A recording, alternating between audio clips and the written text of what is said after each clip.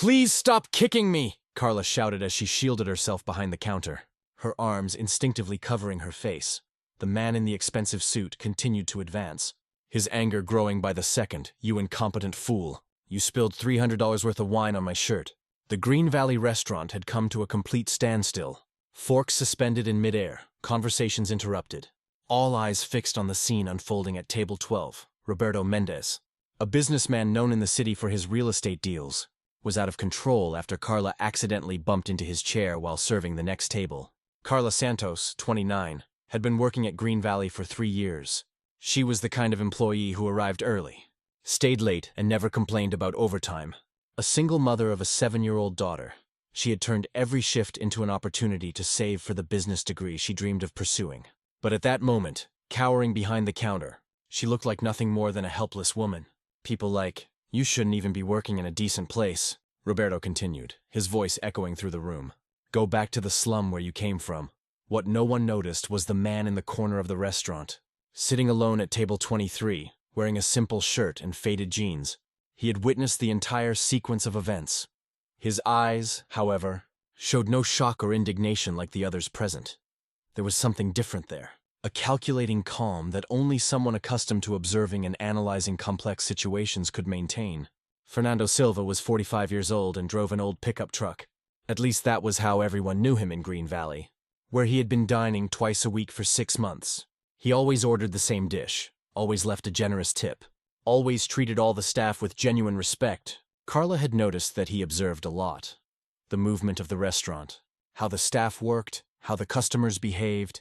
Is anyone going to do something, or are you going to let this savage destroy other people's property? Roberto yelled, gesturing aggressively toward Carla, who was now crying silently. That's when Fernando stood up. Not quickly, not dramatically, just a person getting up to pay his bill.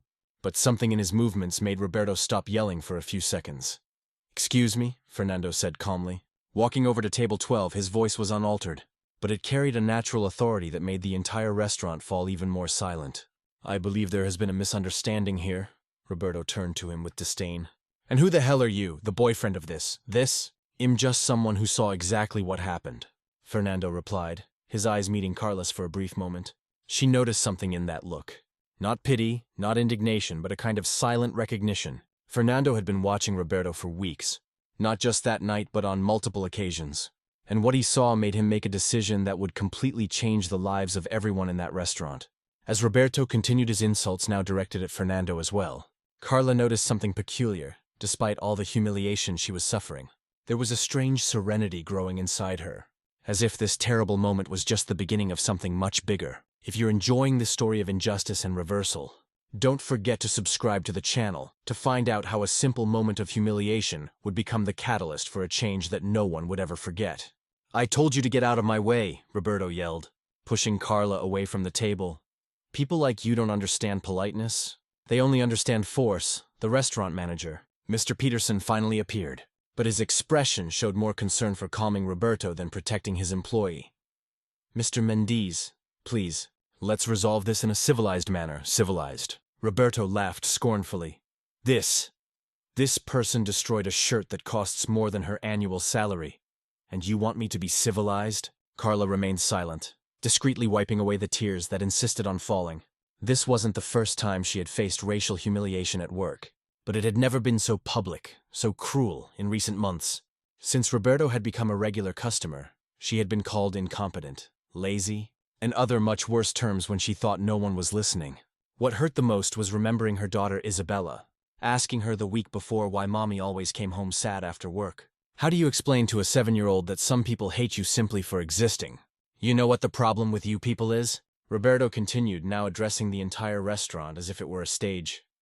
"You think you deserve to be in decent places without earning it? I built my empire from scratch, working 16 hours a day for years." Fernando watched every word, every gesture, every reaction of the people around him.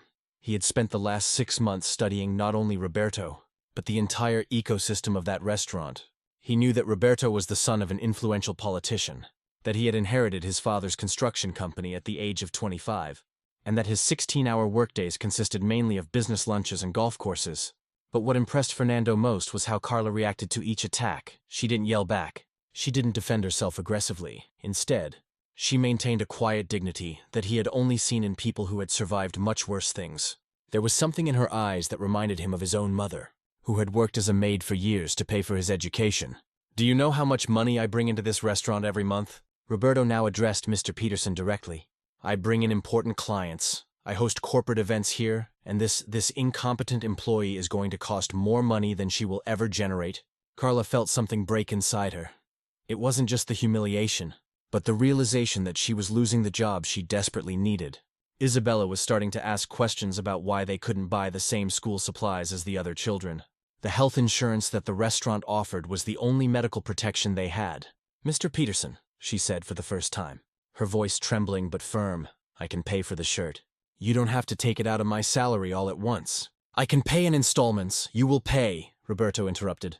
"And you will pay with interest for my lost time." It was at this moment that Fernando made a decision, not because he felt sorry for Carla. He had observed her competence, her dedication, her respectful way of treating all customers for months. She was exactly the kind of person he liked to work with. But Roberto represented everything Fernando despised in the business world.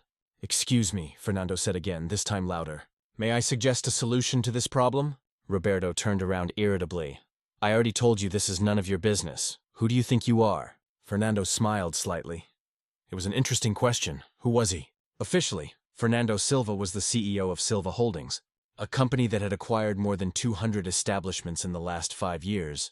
His acquisitions always followed a pattern: locations with potential, but which were being poorly managed or had management problems. "I'm just someone who understands business," Fernando replied calmly. "And I can assure you that you are about to make a very costly mistake." "Mistake?" Roberto laughed. "The only mistake here was this place hiring people who don't know their place." Carla watched the exchange between the two men with a mixture of gratitude and apprehension. Something about Fernando's behavior intrigued her. He spoke with natural authority, like someone accustomed to being heard and obeyed. But what impressed her most was the absolute calm he maintained, as if this whole situation was exactly what he had been expecting. "Mr. Mendes," Fernando continued, "let me ask you a question. How much do you think your reputation is worth?" Roberto frowned, clearly confused by the change in direction of the conversation. What Roberto didn't know was that Fernando had spent the last few weeks not only observing the restaurant, but also thoroughly researching the lives of all the problematic regular customers. And about Roberto Mendes, he had discovered some very interesting things. Things that a man so concerned with his public image would definitely not want to become public knowledge. Each new humiliation Roberto poured on Carla only strengthened something inside Fernando that his oppressors couldn't see. A quiet determination fueled by the very injustice they tried to normalize. What that privileged man didn't know was that each act of contempt was writing his own sentence of defeat, and that Fernando was about to teach him a lesson on the true meaning of the word power. "My reputation," Roberto laughed loudly, attracting even more attention from the other customers. "My reputation is untouchable. I'm a member of the most exclusive club in town. I own 3 companies, and I have connections that these people can only dream of." Fernando nodded slowly as if digesting every word. "Interesting. And all these achievements were built on your own merits, of course," Roberto replied indignantly. "Unlike people like her, I worked hard to get where I am." Carla watched the conversation with growing curiosity. There was something about the way Fernando spoke that reminded her of documentaries she watched with Isabella about professional negotiators. Each question seemed to have a purpose, as if he were leading Roberto somewhere specific. "Mr. Peterson," Roberto turned to the manager, "I want that employee fired now, and if that doesn't happen, I'm going to withdraw all my corporate contracts from this establishment." The manager swallowed hard. Roberto really brought in a considerable amount of money to the restaurant, especially with business lunches and company events. "Mr. Mendes, maybe we can find a solution that satisfies everyone. The only solution is for her to leave." Roberto slammed his fist on the table. People like her need to learn that there are consequences for incompetence. Carla felt her world collapse. Without this job, she wouldn't be able to pay next month's rent. Isabella would have to change schools again. All her dreams of studying business and giving her daughter a better life would evaporate once more. That's when Fernando did something unexpected.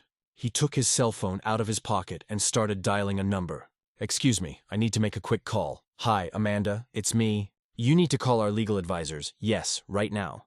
We have a situation that requires immediate attention." Fernando spoke softly, but his voice carried an authority that made everyone in the restaurant pay attention.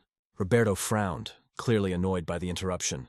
"What's this all about? Are you going to stay on the phone while I solve my problems? Actually, Fernando hung up and looked directly at Roberto. Your problems are about to become much bigger than you imagine. Carla noticed a subtle change in Fernando's behavior. His relaxed posture had given way to something more assertive, almost businesslike. He addressed her in a completely different tone than he had used with Roberto. Carla, could you do me a favor? I need you to document exactly what happened here today. Time, place, witnesses present, exact words that were spoken. Can you do that? She nodded, confused but intrigued. Sure, but why? Because Fernando smiled in a way that made Roberto visibly uncomfortable. Sometimes justice needs proper documentation to work, Roberto snorted. Justice? What kind of joke is this? Who do you think you are to talk to me about justice? Someone who understands very well how reputations built on unstable foundations work, Fernando replied calmly. What Roberto didn't know was that Fernando had spent the last few weeks not only observing his behavior at the restaurant, but also meticulously investigating his business life. Silva Holdings had a team specializing in due diligence that had discovered fascinating things about Roberto Mendea's thriving companies. Public documents revealed that Roberto's main construction company had been fined 7 times in the last 2 years for labor violations. Black employees were systematically paid lower wages and promoted much less frequently. 3 racial discrimination lawsuits were pending, but they were hushed up through expensive out-of-court settlements. Even more interesting, Roberto had falsified his participation in 2 municipal projects, attributing to himself work that had been carried out by subcontractors while he was on vacation in Europe. The bids had been won through insider information obtained through his father-in-law. You know, Fernando continued, now speaking to the entire restaurant. It's funny how some people confuse privilege with competence. They think they were born with a silver spoon in their mouths because they deserve it. Roberto was turning red with anger. Listen here, whoever you are, Fernando Silva. He introduced himself for the first time, extending his hand to Carla, who shook it hesitantly. And you, Carla, have every right to work in an environment free from racial harassment. The mention of racial harassment made Roberto take a step back. Watch your words, buddy. Accusations can be dangerous. Documented truths are rarely dangerous, Fernando replied. At least not for those on the right side of justice. Carla began to realize that Fernando was not exactly who he appeared to be. The way he talked about documentation, labor rights, and legal advisors suggested someone with far more resources than an ordinary restaurant customer. At that moment, Amanda, the person Fernando had spoken to on the phone, arrived at the restaurant. She was an elegant woman in her 40s, carrying an executive briefcase and wearing clothes that cost more than Carla's monthly salary. Fernando, she greeted him with professional familiarity. I brought the documents you requested, and our legal team is on its way. Roberto blinked several times, clearly confused by the turn of events. What documents? What legal team? What's this all about? The story, Fernando replied, of how a man who abuses employees based on racial prejudice is about to discover that some people are not as defenseless as they seem. Amanda opened the briefcase and handed a few sheets of paper to Fernando, who quickly examined them before smiling. Perfect. Everything's here. Carla watched the scene with a mixture of hope and disbelief. Was it possible that this simple man she had known for months was really someone with the power to confront Roberto? Carla, Fernando addressed her again. You mentioned that you need this job.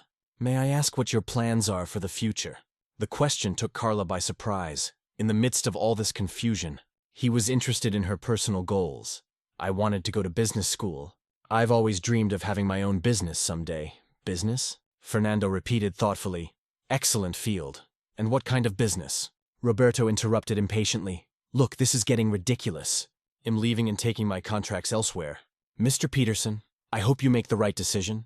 Actually, Fernando said calmly, I suggest you stay a few more minutes. What I'm about to show you may be educational. There was something in Fernando's tone that made Roberto hesitate.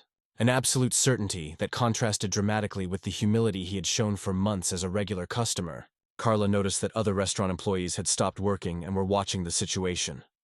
Some customers took out their cell phones, apparently recording or photographing the confrontation. The tension in the air was palpable. Amanda, Fernando asked, can you explain to Mr. Mendes what our preliminary investigation has revealed about his business practices? It was at this moment that Roberto began to realize that he might have drastically underestimated the situation. And Carla, observing the shift in the power dynamic happening before her eyes, felt for the first time in months that perhaps justice was not just an abstract concept. What neither of them knew yet was that Fernando had spent the last few weeks not only gathering evidence on Roberto, but also creating opportunities for people like Carla And the plan that was about to unfold would transform not only their lives, but those of the entire community around them, under the weight of all those increasingly hostile glances. Roberto finally began to realize that his arrogance had led him into much more dangerous territory than a simple confrontation with an employee. He was about to face consequences that his privileged position had never prepared him for. "Amanda," Fernando asked calmly, "can you show Mr. Mendes the documents about your labor practices over the last 2 years?" Amanda opened the folder and took out a series of photographs and official documents. 7 charges of racial discrimination confirmed by the Ministry of Labor. 16 black employees dismissed without just cause after reporting harassment. 3 ongoing lawsuits for systematic wage differences based on skin color. Roberto laughed nervously. These are misunderstandings. Normal administrative problems in any large company. And this, Amanda showed a second stack of papers. Bids won with privileged information obtained through your father, Councilman Mendes. 2 municipal projects falsely attributed to your company while you were on vacation in France. The color drained from Roberto's face. Who the hell are you? Fernando smiled for the first time that night. Fernando Silva, CEO of Silva Holdings. You may have heard of us. We acquire companies with management problems and turn them into ethical and profitable businesses. The silence in the restaurant was deafening. Carla felt as if she were watching a movie, unable to fully process what was happening. "You know," Fernando continued, now addressing the entire restaurant as if it were an audience, "I've spent the last 6 months observing this establishment, not as a regular customer, but evaluating a possible acquisition. And do you know what I discovered?" Roberto tried to interrupt, but Fernando raised his hand. "I discovered that the most competent, dedicated, and respectful employee in this place has been systematically humiliated by a man who confuses inherited privilege with earned competence." Amanda took a tablet out of her briefcase. "Mr. Mendes, would you like to see the video we've compiled over the last 2 months? Every humiliation, every racist comment, every act of arrogance has been documented.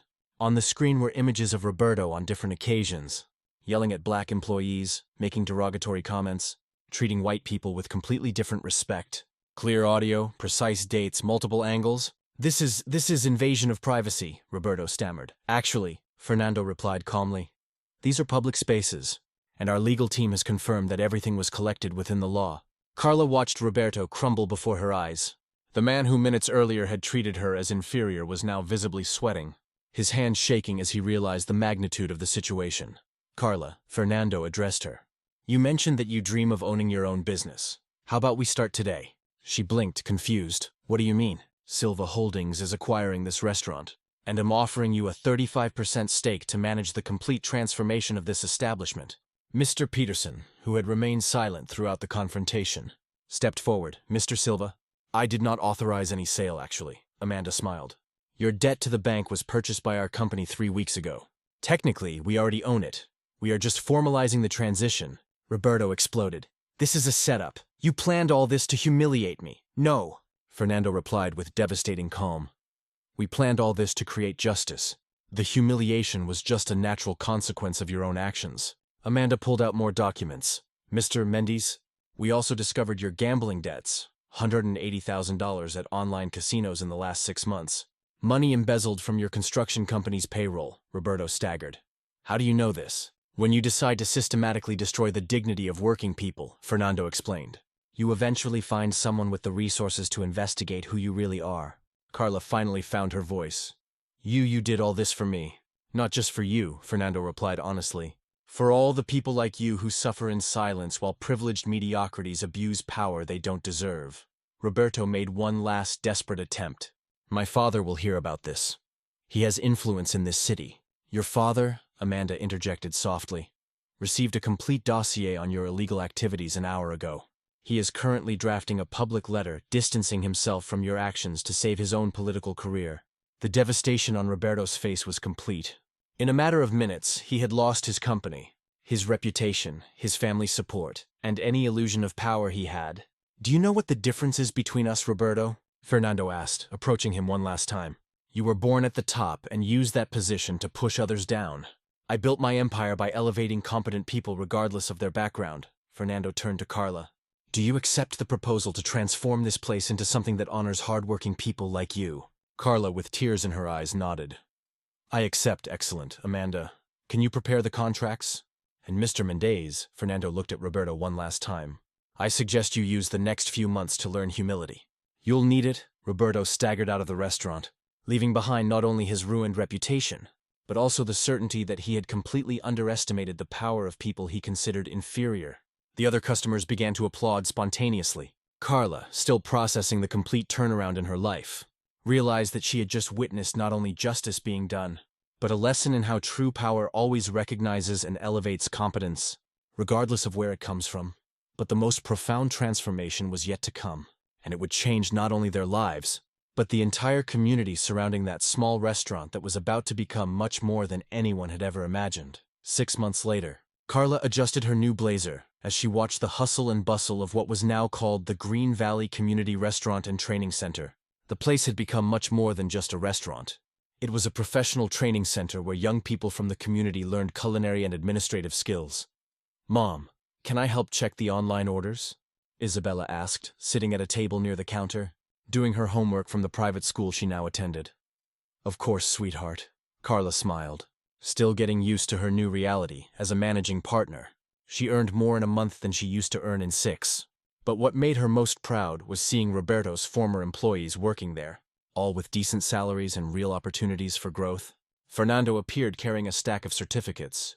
12 more people completed the training program this week. 3 have already gotten jobs at other restaurants in the chain.